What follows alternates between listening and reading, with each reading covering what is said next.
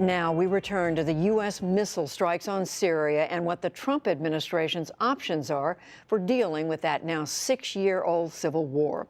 Our chief foreign affairs correspondent Margaret Warner begins our coverage. We rededicate ourselves to holding to account any and all who commit crimes against the innocents anywhere in the world.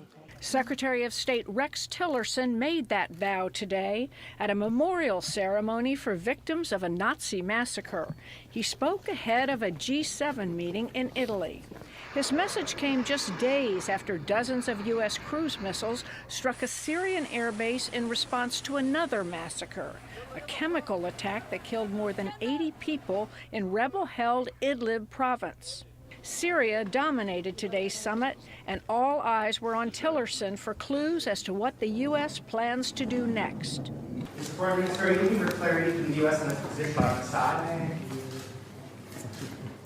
Those questions came after Tillerson and UN Ambassador Nikki Haley appeared to send mixed messages yesterday about U.S. policy on Syria going forward, most notably on the future of Syrian President Bashar al-Assad. Tillerson told CBS's Face the Nation that defeating the Islamic State, not removing Assad, remained the top priority. Once the ISIS threat has been reduced or eliminated, I think we can turn our attention directly to stabilizing the situation in Syria. We're hopeful that we can prevent a continuation of the civil war and that we can bring the parties to the table to begin the process of political discussions. Clearly, that requires the participation of the regime and with the support of their allies. But Haley seemed to suggest otherwise on CNN's State of the Union. There's not any sort of option where a political solution is going to happen with Assad at the head of the regime. Regime change is something that we think is going to happen because all of the parties are going to see that Assad's not the leader that needs to be taking place for Syria. Today in Washington, White House Press Secretary Sean Spicer tried to square the two statements.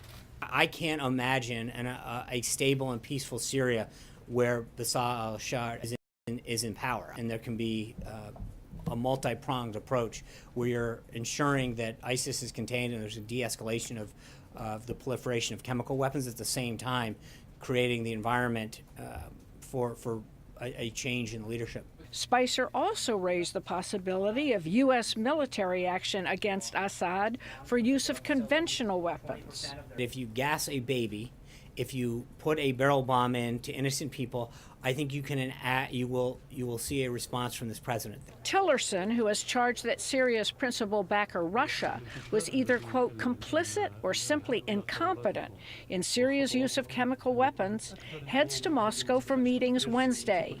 He will meet with Foreign Minister Sergei Lavrov, but not, the Kremlin announced today, with President Vladimir Putin.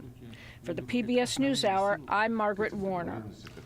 In a statement this afternoon, U.S. Defense Secretary James Mattis said Friday's U.S. missile strike damaged or destroyed 20% of Syria's operational aircraft, and that jets could no longer refuel or rearm at that base.